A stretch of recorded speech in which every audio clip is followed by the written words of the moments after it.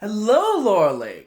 I may or may not have just got done breaking out of a Ministry of Truth holding cell after leaking classified info in the last video. So we're back to leak more like a regular Minecraft Discord server. Welcome to Lore 101. Today, bugs! This begins our talks about the various groups that Super Earth has come into conflict with at some point or another. The Terminids, or bugs as they were known by in Helldivers 1, are one such group made up of acid-spewing monstrosities, carapace-bound freight trains, and organisms that have never heard of personal space. A tongue should not slow you down. To cover their history, we need to go back a bit before Helldivers 1, when humans were first venturing out into the stars. From the records I found, it seems as if the bugs were the first alien race that humanity encountered. It was apparently a peaceful first contact, though, the bugs themselves at one point possibly being much more intelligent than we see them in Helldivers 2 with their own culture and language. That intelligence will come up here very shortly. This piece wouldn't last, though, largely due to something that causes every American to involuntarily let out an eagle screech.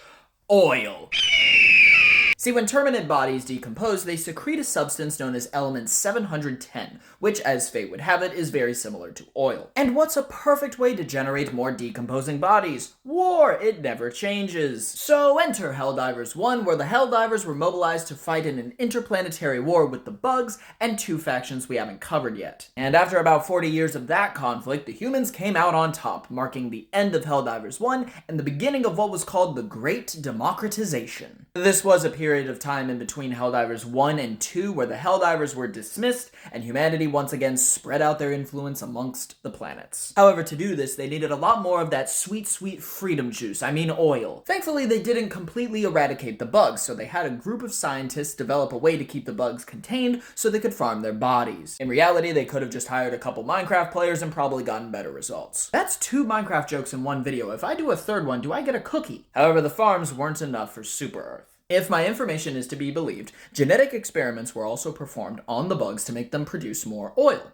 Oh, and also maybe lower their intelligence to little more than beasts, which definitely doesn't have massive moral implications. This would kind of bite them in the ass though, as unintended side effects of these experiments included some bugs learning to spit bile and get really, really big. Cut to Helldivers 2, and the bugs, now known as the Terminids, with these new types added to their roster, have breached containment and are spreading themselves from planet to planet. Now, one could easily assume that their new powers are what allowed them to escape. I too wouldn't know how to deal with a wasp if it suddenly grew 20 feet and spat a bunch of monster energy at me. That house is getting burnt down. However, theories have also circulated in the dark galactic wide web that maybe Super Earth let them escape. Sure, tons of humans have perished, but now there are a lot more Terminids, which means a lot more oil. I've already seen the Ministry of Truth bathrooms. There's nothing more they can do to me. Regardless, with these outbreaks, along with another more metallic threat, the Helldivers were remobilized and sent out to defeat these enemies of liberty. And they've actually been doing pretty good, as recently in-game Super Earth engineers succeeded in creating something called the Terminid Control System, or TCS. It's a massive network of towers that regularly produce a chemical called termicide,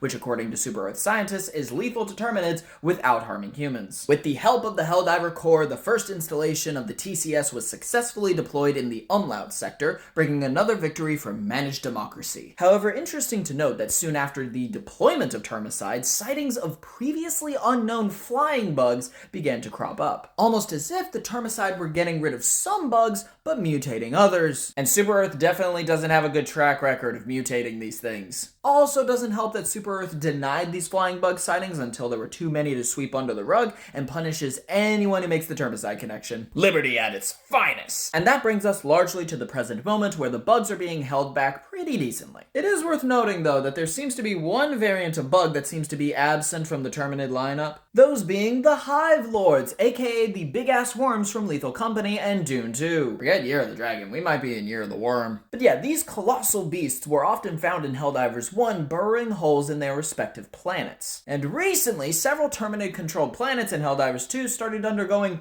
random earthquakes. All I'm saying is that we might want to start considering the Patrick Star method of dealing with African bullworms. Take Super Earth and push it somewhere else.